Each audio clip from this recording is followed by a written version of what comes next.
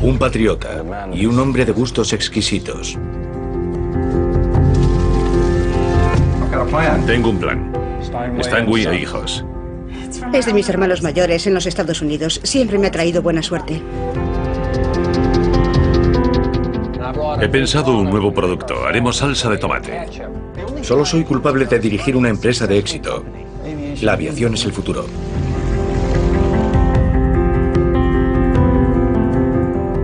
Emprendedores y millonarios.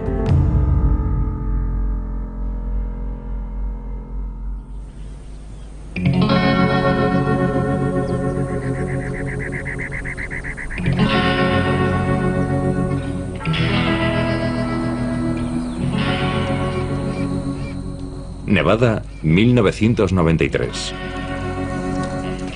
Una mañana de mayo, dos vaqueros de la zona hacen un descubrimiento inusual. Unos tejanos. Levi's. Es un descubrimiento sensacional. Estos pantalones llevan aquí más de 120 años. Una rareza que posteriormente conseguirá casi 40.000 euros en una subasta en Internet.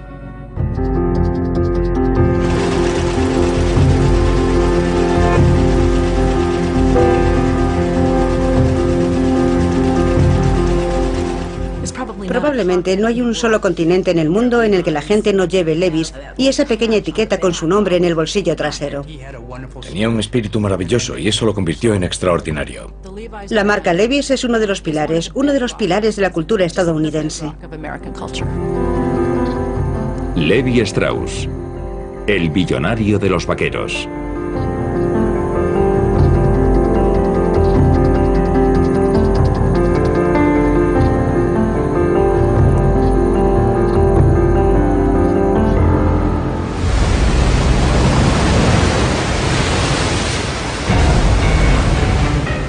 Océano Atlántico, 1847. Loeb Strauss viaja a bordo de un barco de emigrantes alemanes junto a otros centenares de personas.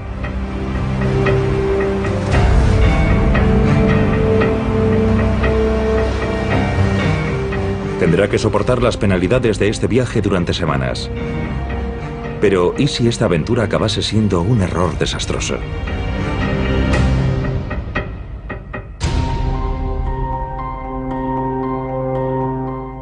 Buttenheim, en la Alta Franconia, Alemania, a comienzos del siglo XIX. Loeb Strauss nació el 26 de febrero de 1829, un día frío y de tormenta. Fue el cuarto hijo de una familia judía. Hans Schaub ha investigado la vida del joven Loeb Strauss, junto con el destino de otros emigrantes alemanes.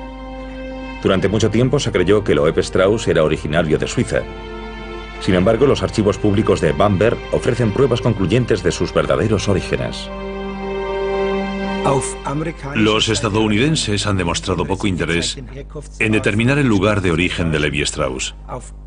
Los alemanes encontraron sin problemas su certificado de emigración en los archivos públicos de Bamberg. Y afortunadamente, el registro del nacimiento de Levi Strauss también se había conservado. De modo que además de gracias a la lápida que se encuentra en los Estados Unidos, también podemos confirmar su lugar de nacimiento desde aquí.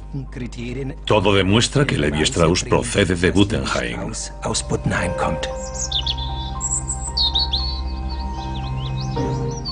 Esta es la casa en la que nació Levi Strauss. Sobre 1830, 170 de los 840 habitantes de Buttenheim pertenecen a la comunidad judía, entre ellos la familia Strauss.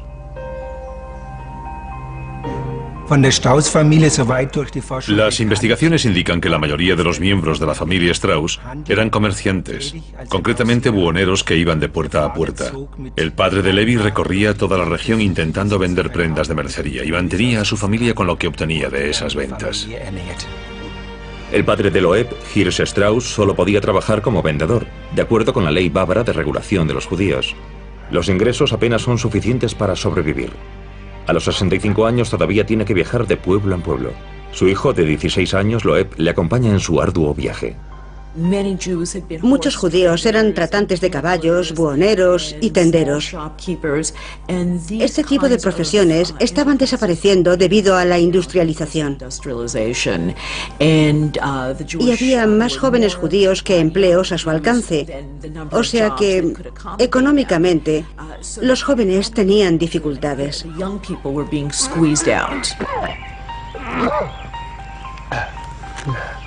Las caminatas diarias y los problemas de salud fueron pasando factura a Hirsch Strauss. En aquella época había todo tipo de prácticas discriminatorias en Baviera, que en particular ponían muy difícil la vida a los judíos. En Baviera, en cada localidad había algo llamado matricial, que era una lista de los judíos a los que se permitía vivir en la ciudad y que podían casarse y formar una familia.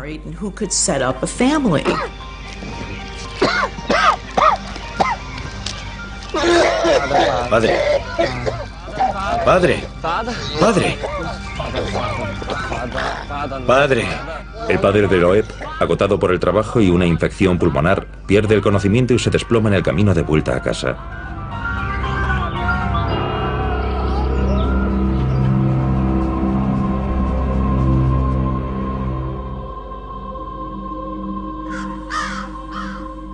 Hirsch Strauss muere en mayo de 1845. En una colina alejada de la ciudad, en el cementerio judío, su familia y el rabino local le dan sepultura.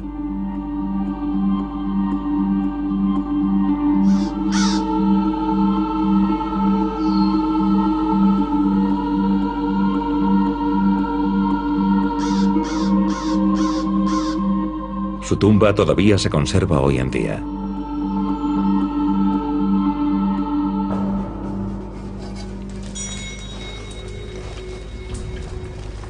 ¿Has comido bastante?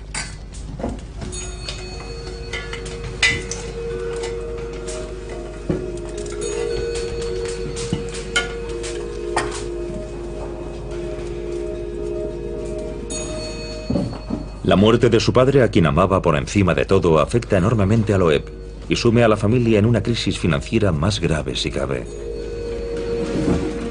Para mantener a su familia, el hijo menor, Loeb, debe seguir los pasos de su padre, porque 3 años antes sus hermanos mayores, Jonathan y Liebman, abandonaron el hogar. La pobreza y la falta de perspectivas les obligaron a marcharse de Buttenheim. Emigraron a los Estados Unidos, donde fundaron un modesto negocio de venta de telas en Nueva York. Fanny, 6 años mayor que Loeb, ayuda a su hermano a hacer el equipaje. Cuídate, hijo mío. Espera. Llévate esto. Es de nuestros hermanos mayores. Siempre me ha traído suerte.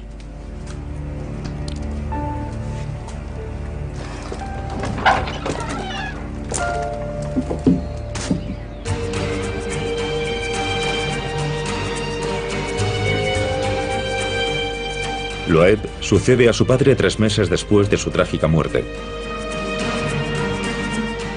Recorre la zona de Buttenheim como buhonero 6 días a la semana.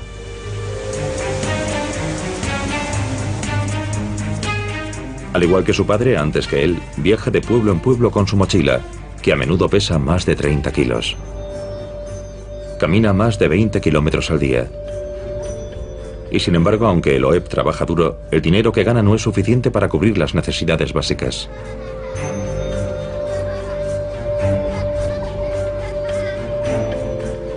Solo puede soñar con una infancia feliz.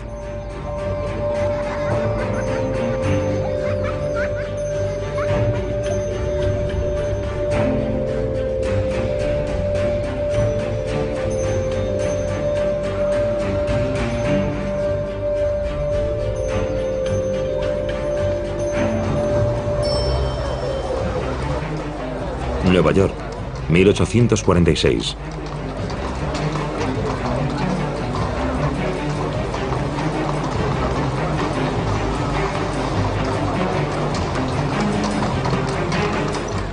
Los hermanos mayores de Loeb, que viven aquí desde hace más de 4 años, piensan a menudo en la familia que han dejado en Buttenheim. En numerosas cartas el hermano mayor les anima a unirse a ellos.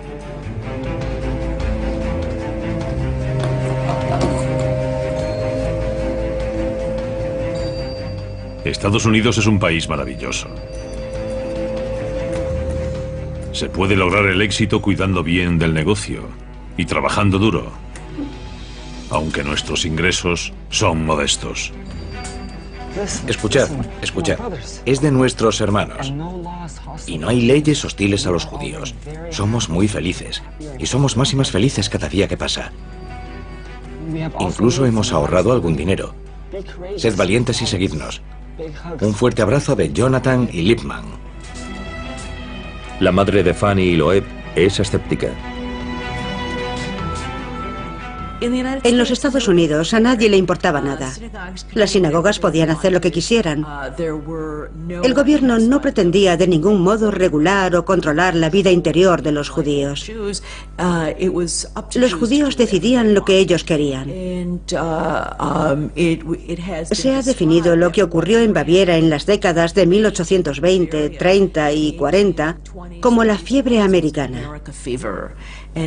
Los judíos jóvenes ardían en deseos de ir a los Estados Unidos y cuanto más pobres eran, más atractiva era la opción de los Estados Unidos.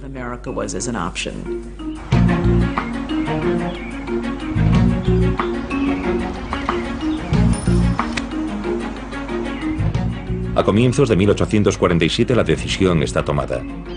Loeb Strauss quiere seguir a sus hermanos a los Estados Unidos, la tierra de la libertad. Si una persona quería emigrar tenía que seguir los cauces burocráticos que eran muy complejos. Había que presentar una solicitud de emigración a la agencia gubernamental más próxima, que en aquel momento era el Tribunal del Distrito. Y si se cumplían los requisitos individuales, se recibía un pasaporte y un certificado de emigración. Y por supuesto también había que comprar un pasaje para subirse a un barco. Solo entonces, con estos tres documentos importantes, podía una persona iniciar su viaje a los Estados Unidos desde los puertos de emigración de Bremen o Hamburgo.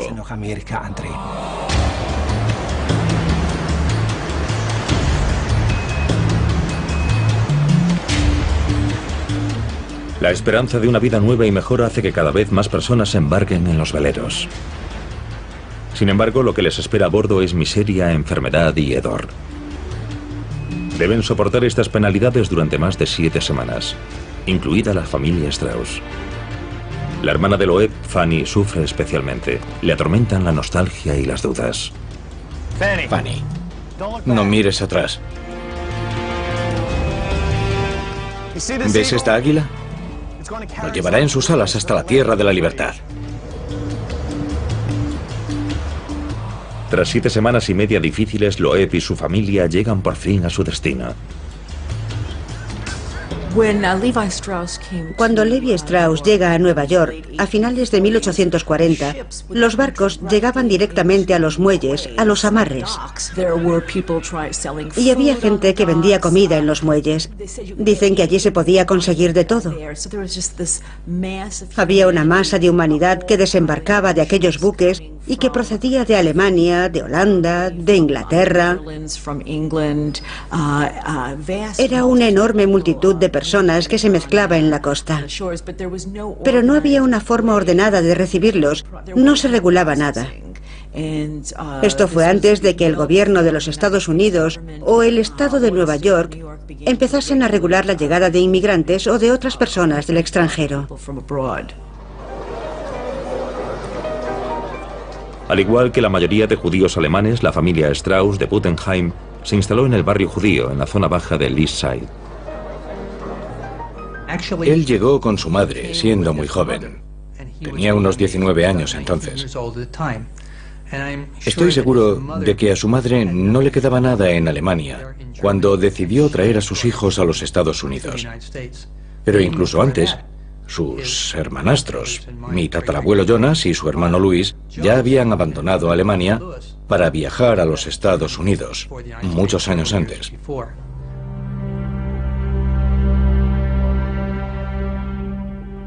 Loeb, su madre y su hermana Fanny se alojan con sus hermanastros Liebman y Jonathan.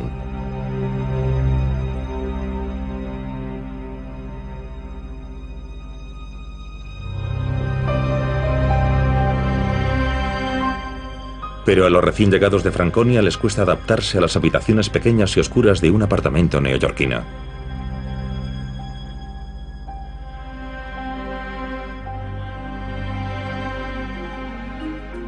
La mayoría de los emigrantes no judíos de Alemania se instalaron en la pequeña Alemania. En esta época, Nueva York es un enclave alemán con más de 600.000 inmigrantes alemanes. Solo Berlín y Viena tienen más residentes alemanes en esa época. Los hermanos Strauss viven y trabajan muy cerca, en la zona sudeste de Manhattan.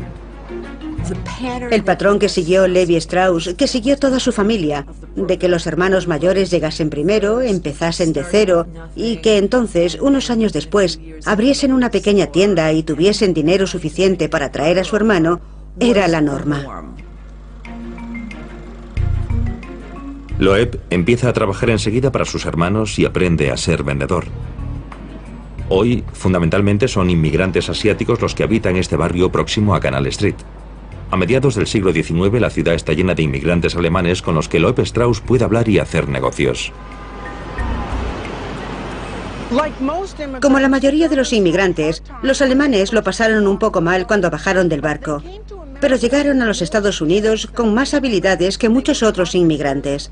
Eran carpinteros, pasteleros, químicos, músicos, y en cuanto aprendieron el idioma, empezaron a prosperar y crearon sus propios negocios.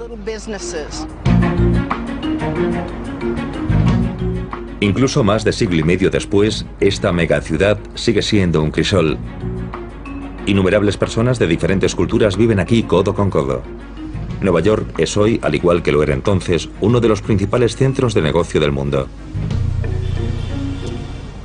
Aquí en Manhattan, donde las tiendas de tejanos se alinean una tras otra, Loeb Strauss comenzó su imparable ascenso para convertirse en uno de los mayores industriales de los Estados Unidos.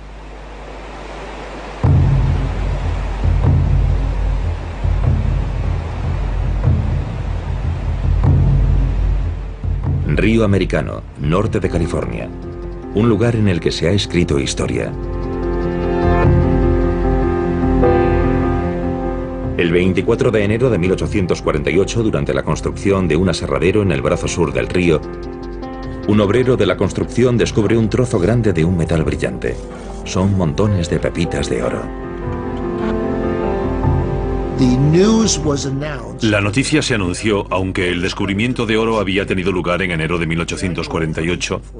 La noticia fue anunciada por el presidente de los Estados Unidos en diciembre de 1848. Y eso atrajo a personas de todos los lugares de los Estados Unidos, del sur, del norte, de los estados del este, y también atrajo a personas de toda Europa.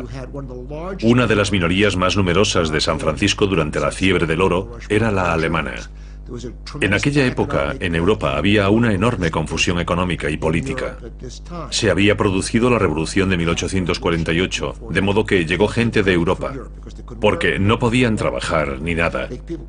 Llegó gente de China, de Australia, y el atractivo era el oro. Ven y hazte rico rápidamente. Muy pronto, los relatos de la prosperidad rápida de los aventureros californianos se propagaron por todo el país. Innumerables personas se infectaron de la fiebre del oro, y el estado de California se estableció completamente en apenas 3 años. La esperanza de hacer fortuna en California también atrae a los hermanos Strauss.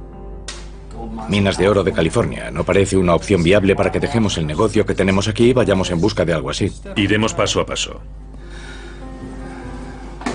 Uno de nosotros tendrá que ir a echar un vistazo de primera mano al mercado que hay allí. Podría ser una gran oportunidad. Vale. ¿Quién irá? Dejadme calcular. Si logramos solo la mitad de lo que estamos ganando aquí, tendremos un enorme margen. Entonces, ¿a qué esperamos? A que vayas tú a California.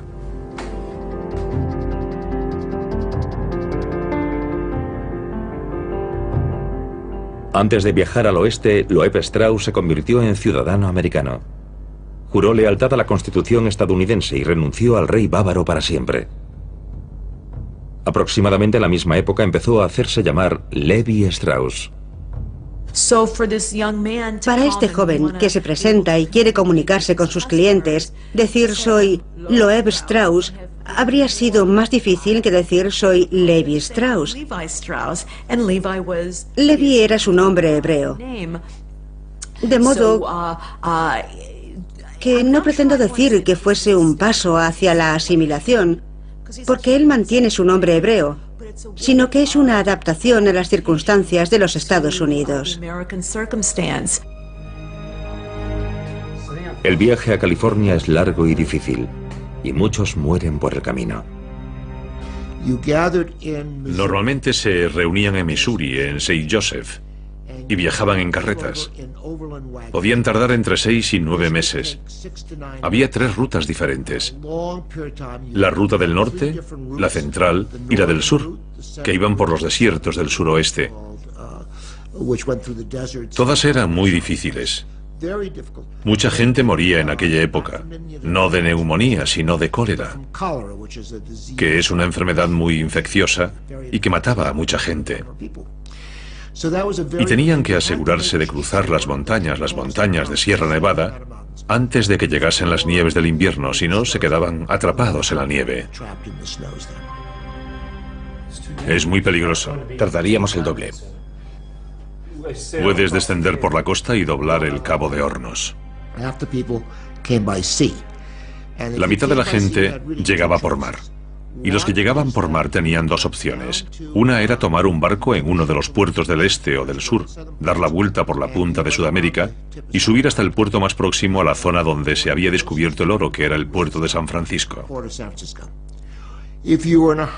Si tenías prisa, probablemente la parte más peligrosa del viaje era coger un barco en uno de los puertos del este o del sur, bajar hasta Nicaragua o Panamá, cruzar por tierra y esperar, a veces incluso meses, a que un barco sobrecargado te llevase desde la costa oeste de Panamá o Nicaragua hasta San Francisco.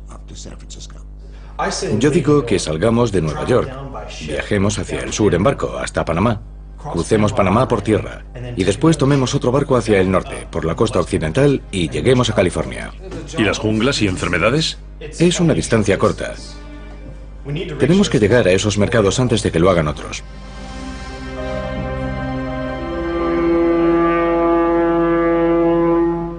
En un vapor que zarpó de Panamá, Levi Strauss llegó a San Francisco el 14 de marzo de 1853. En 1853 habían pasado 5 años desde que se había descubierto el oro. Los primeros 2 o 3 años, la ciudad había sido un caos. Habían llegado miles de personas a San Francisco, que superpoblaron la ciudad. En 1853 ya había prosperidad, ya había infraestructuras, había una situación en la que la ciudad era más o menos próspera. Pero eso cambiaría. En los años siguientes, 1854-1855, se produjo una fuerte depresión, se produjo un pánico financiero. Pero en 1853 fue un periodo en el que había montones de burdeles, montones de bares y salones. Todavía era una ciudad constituida fundamentalmente por hombres y por muy pocas mujeres. Así que todavía es la ciudad de la fiebre del oro descontrolada de 1853. Douglas Goldman lleva años realizando investigaciones genealógicas. Como descendiente le gustaría borrar los mitos que rodean a su tío tatarabuelo de una vez por todas. La historia de la empresa en sus primeros años es básicamente desconocida. Desgraciadamente, ello ha dado pie a todo tipo de fábulas. Hay cierto individuo muy imaginativo, de la primera parte del siglo XX, que fue quien empezó a inventar anécdotas interesantes. La más famosa es aquella según la cual Levi se bajó del barco con una bala de algodón Sherry Denim, o sea, denim, bajo el brazo, y tuvo una conversación ficticia, según la cual alguien le dijo: vaya, necesitamos pantalones de denim. Y que de repente empezó a hacer esos famosos pantalones. Y eso es una fábula total.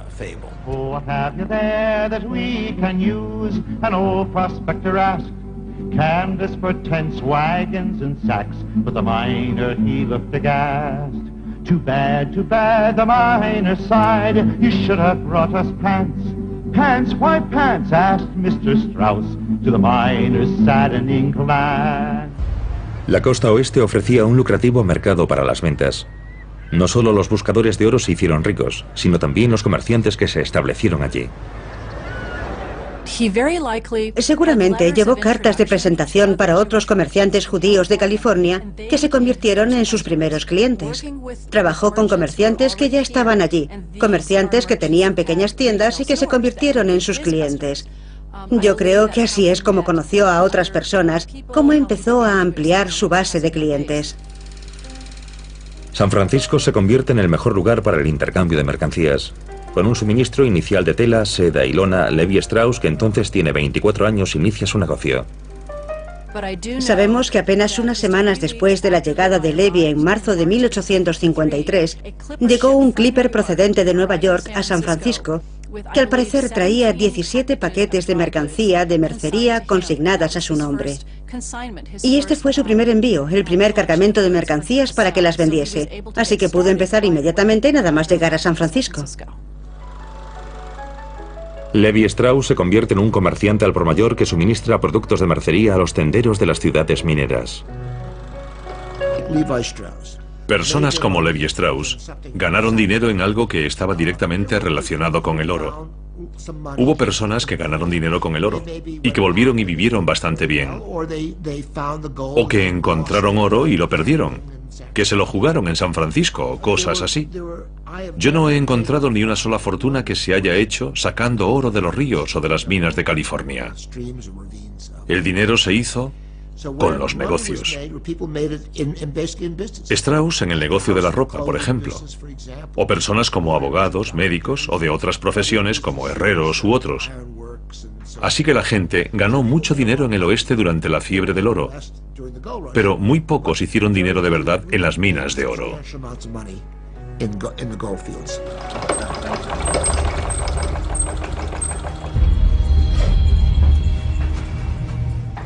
Uno de los clientes habituales de Levi Strauss es el sastre Jacob Davis, que reside en Reno. Además de dedicarse a su negocio habitual, experimenta con varias técnicas de costura para conseguir que los pantalones de los buscadores de oro sean todavía más resistentes. Los 49ers o buscadores de oro valoran los pantalones prácticos del sastre de Reno, pero los pantalones se abren por las costuras cuando meten herramientas o muestras de rocas en los bolsillos.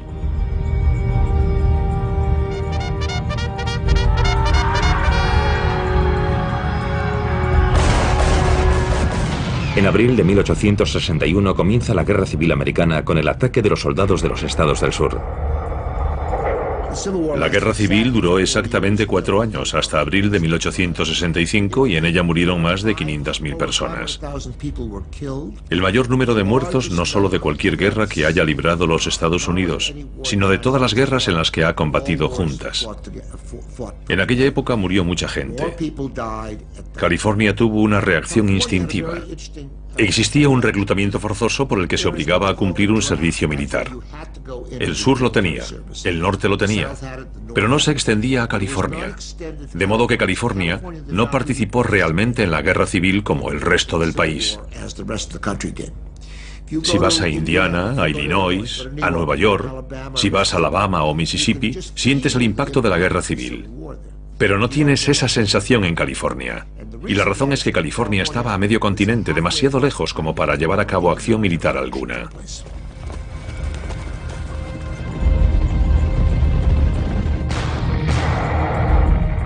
California efectivamente no se involucra directamente en los combates, pero en estas condiciones a Levi Strauss le resulta cada vez más complicado recibir los suministros de sus hermanos desde Nueva York.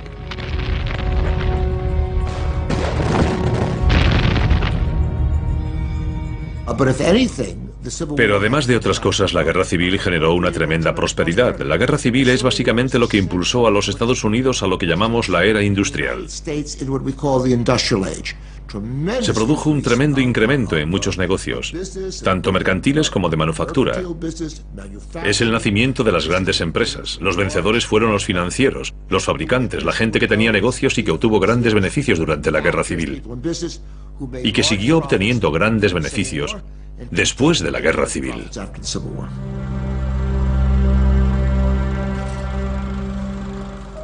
Tras el final de la guerra civil, el negocio va viento en popa en todo el país. Levi Strauss también se encuentra en el grupo de los ganadores. Los ingresos de Levi Strauss & Company suben como nunca.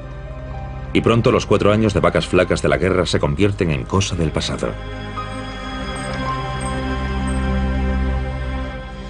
Señor, Buenos días. ¿usted le llama a esto pantalones de trabajo? Sí, señora. Pues se abren en las costuras. Pero yo no se los vendí así. Tienen un enorme agujero. Pero, señora... Arréglemelos o devuélvame el dinero. Sí, señora. Las quejas de las esposas de los clientes de Jacob Davis se suceden en Reno, porque en apenas unas semanas los pantalones de sus maridos están gastados. En medio de esta crisis, al sastre se le ocurre una idea sensacional. Davis usa remaches de cobre para fijar los bolsillos y evitar que se desgarren cuando son sometidos a una deformación extrema. Es una idea genial. Sin embargo, no tiene dinero suficiente para registrar la patente. No sabemos por qué Jacob contactó con Levi para que fuese el hombre del dinero que estuviese tras el proceso de patentado. Había muchos otros comerciantes en San Francisco. Había muchos otros comerciantes que suministraban tela muy probablemente a Jacob Davis. Pero él acudió primero a Levi. Y creo que es porque Levi tenía fama de ser un hombre de negocios fuerte, un hombre de negocios ético y alguien que tenía recursos. Aunque Levi no era fabricante, Jacob pensó que podría ayudarle a iniciar esta nueva parte del negocio. Levi y Jacob tuvieron algunos problemas para conseguir la patente. Ya había patentes para remaches de zapatos y la oficina de patentes pensó que poner remaches en pantalones era lo mismo y no un invento nuevo. Pero siguieron recurriendo y al final, el 20 de mayo de 1873, Levi Strauss & Company y Jacob Davis recibieron la patente de los Estados Unidos para el refuerzo de bolsillos con remaches. Podría haberle dicho que no a Jacob Davis. Podría haberle dicho, ¿sabes? No tengo una fábrica, nunca he fabricado nada y seguiré con mis productos de mercería. Pero no hizo eso. Tuvo visión. Y ese es el tipo de visión que te convierte en un pionero. La idea del remache acabó por convertirse en una mina de oro. El auténtico inventor, Jacob Davis, se convirtió en director del negocio de Levi Strauss, que para entonces se había especializado en la fabricación de monos de trabajo. Levi Strauss y Jacob Davis empezaron a fabricar los primeros pantalones con remaches para los que usaron 2 telas diferentes. Una era un algodón muy pesado, parecido a la lona, y que es similar a la lona blanca con la que Jacob Davis hizo los primeros pantalones con remaches, que era tradicional para la ropa de trabajo. Y la otra tela era el denim. Los hombres habían usado pantalones de denim sin remaches durante décadas como ropa de trabajo. Cuando Levi y Jacob decidieron elegir una tela para fabricar estos nuevos pantalones, lo lógico era el denim. Era lo que los hombres usaban para las minas, las granjas, para trabajar con el ganado y demás. De modo que se convirtió en la tela tradicional hasta hoy. En referencia a su lugar de origen, la localidad francesa de Nîmes, el material teñido de azul añil pronto empieza a ser conocido como denim por los estadounidenses.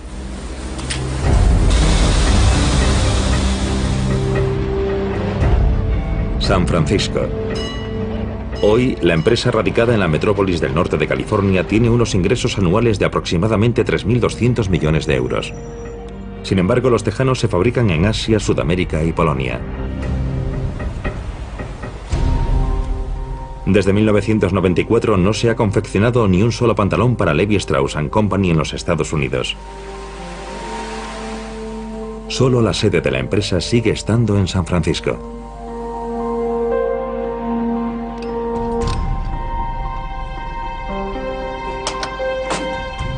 La historiadora Lynn Downey guarda los modelos más valiosos de la historia de la empresa en una caja fuerte e ignífuga, por ejemplo los llamados Nevada Jeans, que fueron encontrados por azar por 2 jinetes en 1993.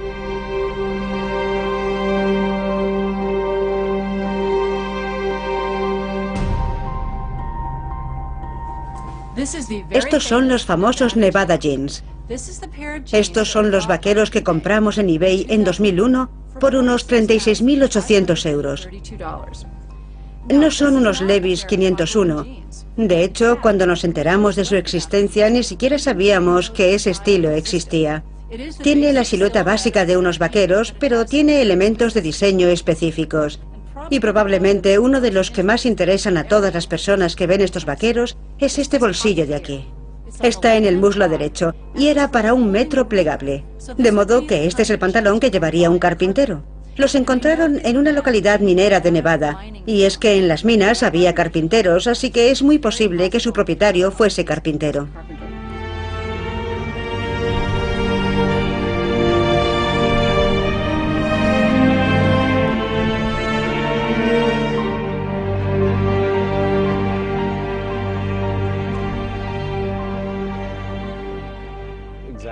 Es lo que necesitamos, algo que distinga nuestra marca. Levi Strauss había otorgado a sus sobrinos puestos de responsabilidad desde muy pronto. Ahora necesita su consejo. En unos años la patente de los pantalones de trabajo con remaches caducará. ¿Qué más puede hacer para que la durabilidad de sus pantalones sea más atractiva para los clientes? Algo relativo a la durabilidad, a la resistencia. El sobrino favorito de Levi, Sigmund, el hijo menor de su hermana Fanny, demuestra ser un ingenioso experto en marketing durante el debate sobre la caducidad de la patente. Eso es, algo resistente que hable de las características de nuestro producto. Exactamente. Me gustaría sugerir esto. Había nacido la idea del nombre de la marca. Sigmund, esto es brillante. Es exactamente lo que estábamos pensando. Muy bien. Buen trabajo, caballeros. Por la marca. Por la marca. Para recalcar la durabilidad de los pantalones con remaches originales y para distinguir su línea de productos de la de sus rivales, Levi Strauss & Company desarrolló una etiqueta de cuero cosida en 1886 con la marca de los 2 caballos, que sigue siendo la marca registrada de la empresa en nuestros días. In 1850, a man named Levi rounded up 2 stallions and hitched them to a pair of pants. Pants so tough, he promised a new pair free if they ripped.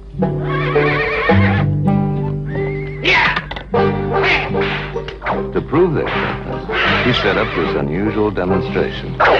And he put this symbol on the back of every pair of original blue Levi's. Básicamente, los vaqueros Levi's son un producto bastante maleable. Puedes llevarlos nuevos y rígidos. Puedes hacerles todo tipo de cosas. Puedes hacerles agujeros y lavarlos miles de veces. La verdad es que es un producto de muy larga duración. Enseguida, los beneficios de la fabricación de pantalones superan al resto de los ingresos de la empresa. A partir de 1890, todas las prendas de ropa producidas por Levi Strauss & Company llevan una numeración consecutiva sistemática. Los pantalones de trabajo remachados reciben el número de producción 501, que hasta el día de hoy es la designación del estilo clásico de pantalones vaqueros Levi's.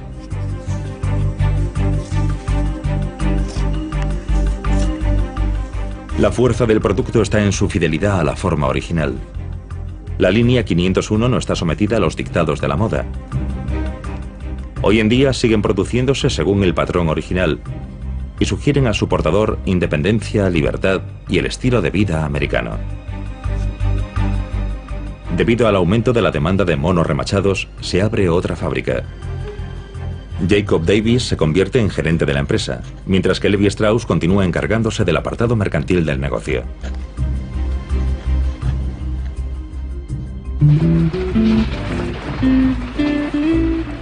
Durante la Gran Depresión, los pantalones de trabajo se convierten en pantalones para el ocio. En esta época, los estadounidenses de la costa este descubren la dura vida de los cowboys y los criadores de ganado en los denominados ranchos de vacaciones, youth ranches. Desde 1930, los ranchos ganaderos del oeste empezaron a acoger turistas de vacaciones para ganar dinero extra. E incluso se abrieron algunos youth ranches o ranchos de vacaciones. Los más grandes tenían pequeñas tiendas en las que se podían comprar pantalones y chaquetas Levi's y, por supuesto, denim. Especialmente Levi's era lo que llevaba todo el mundo en los ranchos de vacaciones. Durante los años 30 y 40, la imagen del oeste en la costa este con sombrero de vaquero y pantalones tejanos causó furor. En Europa y Asia empezaron como una moda, pero en los Estados Unidos no se ha percibido como una moda hasta hace muy poco, porque el mundo del denim ha cambiado mucho y los vaqueros básicos 501 ahora pueden ser una moda. Pero en aquella época era lo que se ponían los adolescentes cuando tenían una cita, y lo que nos poníamos los fines de semana para no hacer nada. No podías acudir con ellos a un restaurante elegante de San Francisco o Nueva York hasta finales de los 80. No se hacía porque los tejanos no estaban de moda.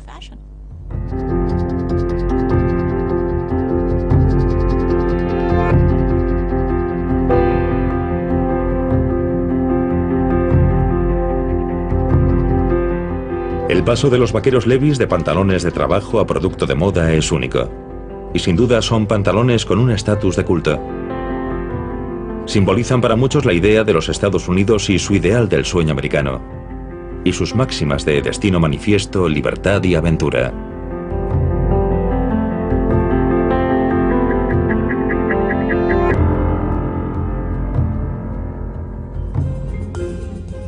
A medida que el fundador de la empresa, Levi Strauss, va envejeciendo, disfruta de una popularidad cada vez mayor entre sus empleados. A sus empleados se les decía que no le llamasen señor Strauss, sino que le llamasen Levi. Y para mí es muy inusual ser tan informal con los empleados. Sobre 1960, alguien de la empresa entrevistó a una mujer que había trabajado en nuestra fábrica en vida de Levi Strauss. Y ella dijo que era duro, pero un buen tipo. Y creo que eso significa que a él le importaba el negocio. Su vida era el negocio. Y quería que su negocio fuese bien. Quería tener beneficios. Así que probablemente tenía unos estándares muy altos. Pero el otro lado de Levi es el de un filántropo, el de una persona preocupada y generosa. De modo que creo que probablemente estaba muy equilibrado. Era un hombre de negocios duro, pero también una buena persona. El éxito de esta empresa se ha construido a partir del trabajo duro. A los 61 años, Levi Strauss se retira de la actividad empresarial diaria y nombra a sus 4 sobrinos, Jacob, Sigmund, Louis y Abraham, socios del negocio. A mi muerte, he decidido que la empresa pase a vosotros. Jacob, espero que le pongáis la dedicación que lleve a esta empresa a mayores éxitos. Gracias, tío. Sé que hablo por todos y digo que haremos lo posible para continuar con las tradiciones que tú has establecido. Tenéis toda mi confianza. Y Jacob, yo recibí esto cuando era muy joven. Quiero entregártelo a ti.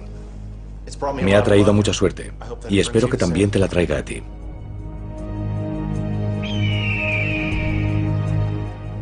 Gracias, tío. Levi estaba muy involucrado en la comunidad judía. Era miembro de la congregación de Emmanuel en San Francisco y contribuyó con mucho dinero a una variedad de organizaciones diferentes, como la Asociación de Orfanatos Hebreos y muchas organizaciones judías de la época. Además, concedió becas a alumnos de la Universidad de California, Berkeley, además de hacer donaciones también a muchas otras instituciones.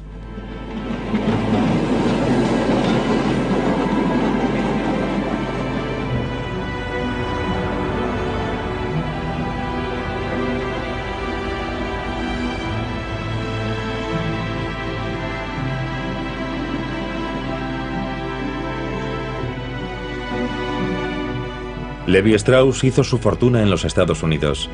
Supo cómo disfrutar de su riqueza. Como hombre soltero, compartió casa con su hermana Fanny, su cuñado y sus sobrinos.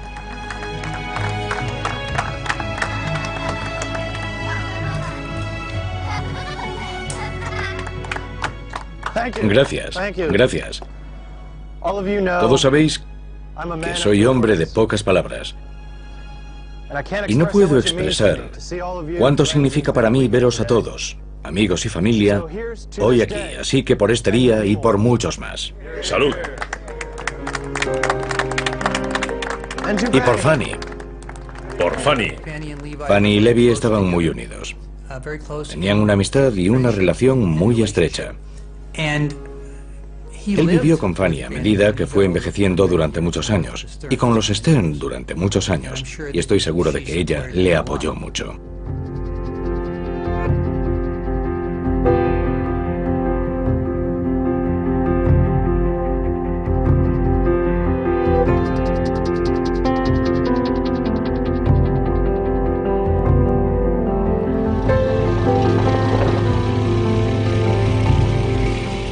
La Segunda Guerra Mundial lleva los pantalones vaqueros a Europa. Durante la Segunda Guerra Mundial, los soldados estadounidenses se llevaron sus pantalones Levi's con ellos tanto a Asia como a Europa, y se los ponían cuando estaban de permiso. Así que esta fue la primera aparición de los vaqueros Levi's fuera de los Estados Unidos.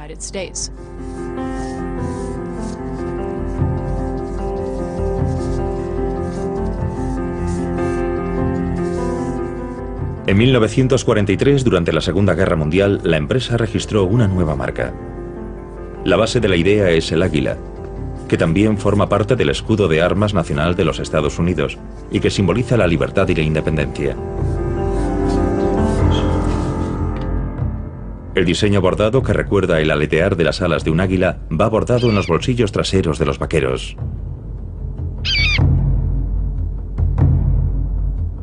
Levi Strauss & Company empezó a vender vaqueros en Europa a muy pequeña escala en la década de 1950.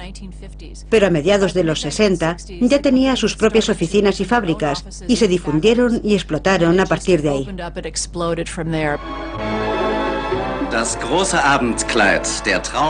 La cuestión fundamental para los jóvenes de Europa Occidental en la década de los 60 es enaguas o vaqueros.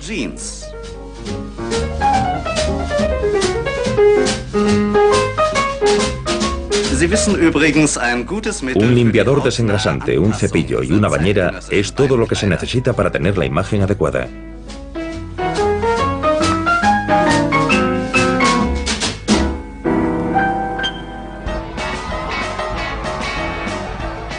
Los tejanos ceñidos se convierten en un símbolo visible contra el esnovismo de la clase media.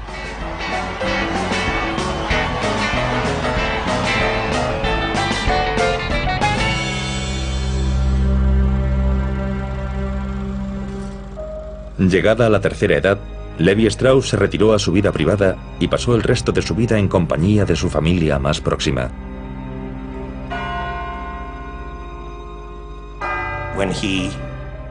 Cuando murió, las banderas de la ciudad ondearon a media asta en su honor. En vida, hizo grandes donaciones a numerosas instituciones.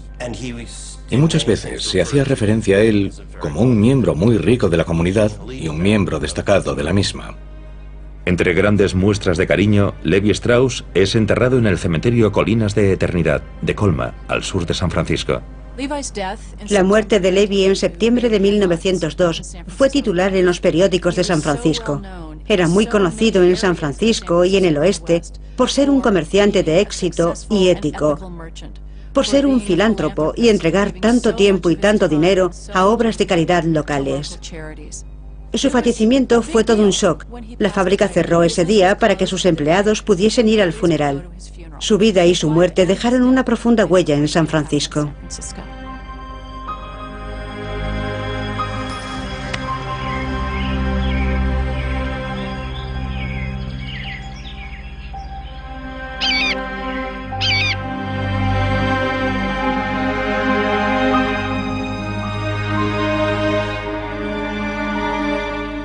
Cuatro años después, el 18 de abril de 1906, la empresa sufría una nueva sacudida, esta vez por un terremoto. 3.000 personas perdieron la vida en total. El terremoto de 1906 fue un desastre. La población de San Francisco en 1906 era de unas 400.000 personas. De ellas, 250.000 perdieron su hogar. Prácticamente todo el distrito comercial quedó arrasado, de modo que Levi Strauss y el resto de las empresas de San Francisco perdieron la capacidad de hacer negocio durante una temporada. La sede de la empresa sobrevivió al terremoto. Muchos edificios de San Francisco sobrevivieron al terremoto, pero no sobrevivieron a los incendios. Hubo 3 días de incendios y la sede de Levi Strauss & Company en Butter Street se desplomó y ardió el primer día de los incendios. Él dejó el negocio a sus 4 sobrinos, Jacob, Sigmund, Louis y Abraham Stern, los hijos de su hermana Fanny. Estos hombres continuaron con el negocio a la muerte de su tío, y entonces, cuando todo quedó destruido, podrían no haberlo reconstruido. Eran ricos, podrían haberse marchado a casa, pero no lo hicieron. Reconstruyeron el negocio desde los cimientos y empezaron de cero. Reconstruyeron la empresa y empezaron a confeccionar vaqueros de nuevo y a vender productos de mercería. Y continuaron el negocio con el nombre de su tío, Levi Strauss & Company.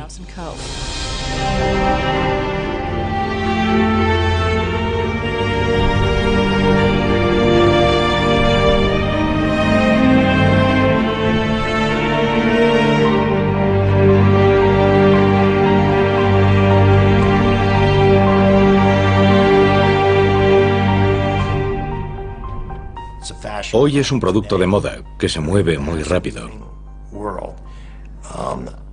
Yo creo que mientras la empresa siga confeccionando su producto básico, los vaqueros 501 XX, y siga confeccionando un producto de calidad, seguirá habiendo Levi's en el mundo.